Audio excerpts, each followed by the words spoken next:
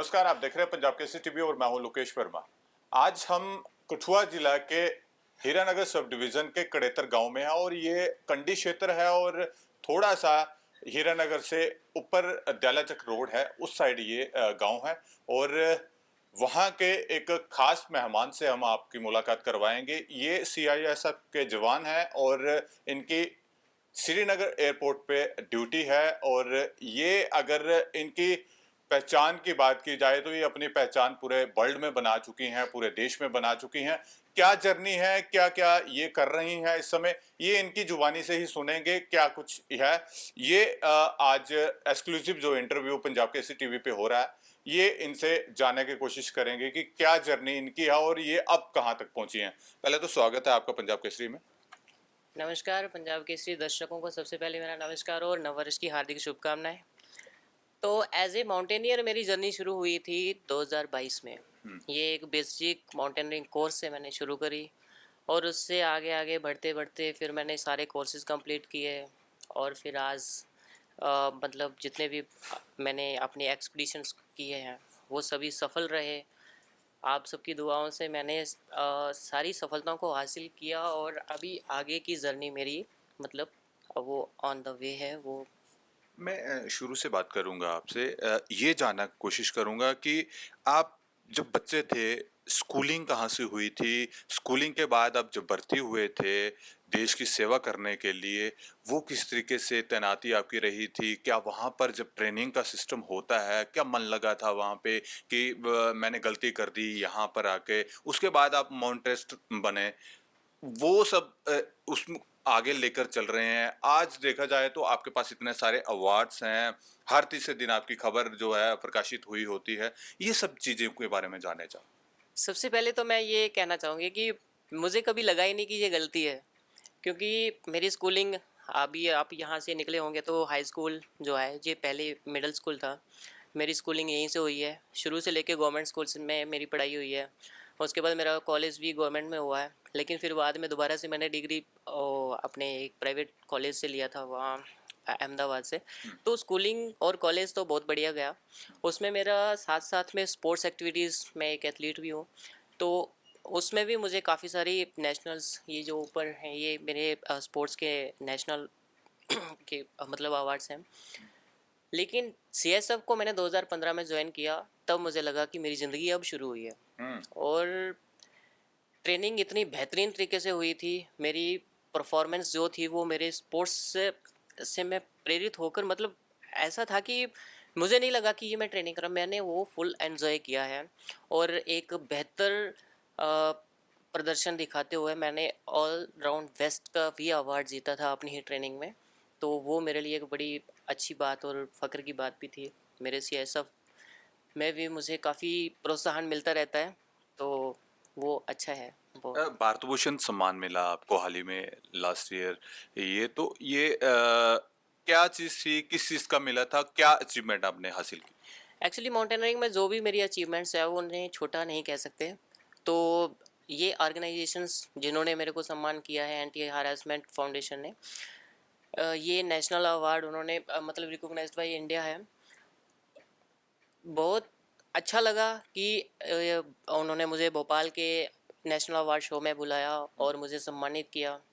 और ये मेरी सारी जो भी उन्होंने सम्मान दिया मुझे मेरी अचीवमेंट्स को देखते हुए दिया है।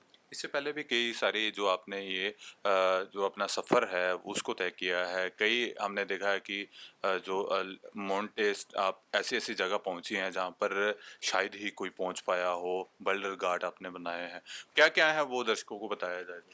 सबसे पहले जो मैंने 2022 में किया था 2023 में, 22 में मैंने कोर्सेज़ किए, 23 में मेरा पहला एक्सपीडिशन हुआ था, जो अब तक का मेरा सबसे हाईएस्ट रहा है। 6111 मीटर मतलब 20,050 फीट की ऊंचाई पर माउंट जुनाम था, वो मैंने 23 में कंप्लीट किया। उसके बाद अफ्रीका का 2023 में ही मैंने किया था 6 नवंबर को। अफ्रीका की हाईएस्ट पीक जो कि mount Kilimanjaro, largest volcano of the world, उसको मैंने क्लाइंब किया फास्टेस्ट वे में और उसमें मुझे वर्ल्ड रिकॉर्ड मिला है। वो मुझे नहीं पता था कि इसमें और भी एक 48 आवर्स का रिकॉर्ड था। इसको मैंने 52 आवर्स में किया, तो एक साथ 2 रिकॉर्ड ब्रेक हो जाने थे, लेकिन वो मुझे उसके बारे में थोड़ा सा आइडिया नहीं था।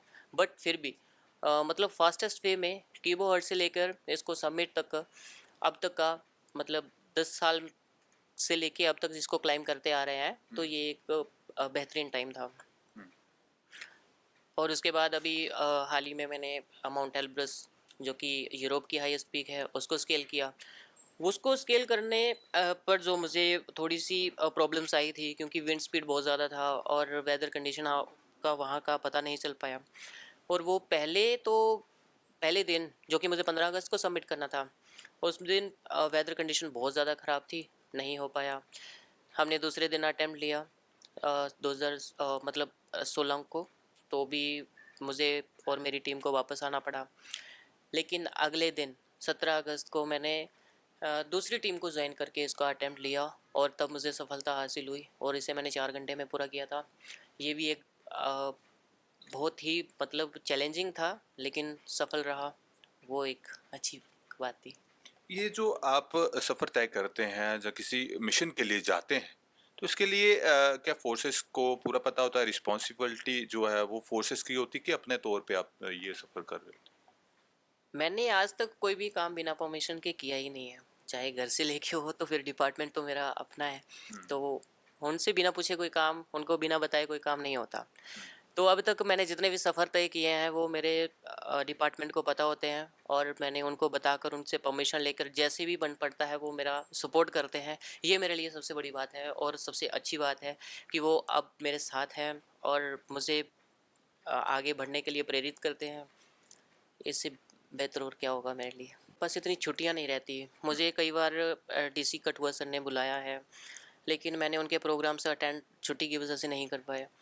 अभी उन्होंने मेरे को brand ambassador of election commission Kathua का बनाया था, उसमें भी उन्होंने मेरे को 3-4 प्रोग्राम्स में इनवाइट किया था। एज ए चीफ गेस्ट मुझे बसोली में भी भेजा था। मुझे वो बहुत अच्छा था। तो उनके 2-3 प्रोग्राम्स को ही मैं अटेंड कर पाई, और लेकिन बाकी के प्रोग्राम्स को मुझे मना ही करना पड़ा, क्योंकि छुट्टियां मेरे पास इतनी ज़्यादा नहीं थी। इंडियन आर्मी ने मुझे सम्मानित किया। उन्होंने भी मेरे से टाइम मांगा था कि यहाँ एक प्रोग्राम उनके स्कूल के लिए, लेकिन तब भी मेरी छुट्टी ख़त्म हो चुकी थी। तो ज़्यादा प्रॉब्लम मुझे छुट्टी की आती है, नहीं तो ये बढ़ावा मिलने के, क्योंकि बढ़ावा तो तभी मिलेगा जब प्रोग्राम्स अटेंड होंगे, लोगों को तभी पढ़ेंगे, क्योंकि अखबार कुछ ज़्यादा लोग आजकल पढ़ते नहीं हैं। पढ़ेंगे भी तो इतना ज़्यादा ध्यान देते नहीं हैं। लेकिन जब हम लोगों के बीच में जाते हैं, तब लोगों को पता चलता है कि हाँ, ये हैं, इन्होंने ये किया है। अभी मतलब मार्केट भी जाते हैं तो उनको पता रहता है कि हाँ, किसी ने कुछ किया है, लेकिन वो मैं ही हूँ ये उनको बताना पड़ता है, या फिर उनको कोई दूसरा बताता है कि यही है, इन्होंने किया। इसलिए थोड़ा सा एडमिनिस्ट्रेशन का भी पूरा साथ है।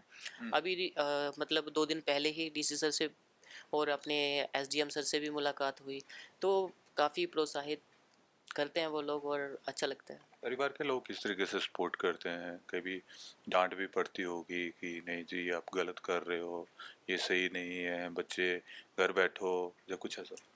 एक्चुअली आज तक मैंने कभी ये नहीं बोला कि मेरे घर वाले ऐसा कर रहे हैं वैसा कर रहे हैं, क्योंकि मुझे आज तक कभी ऐसा लगा ही नहीं कि घर वालों का सपोर्ट नहीं है।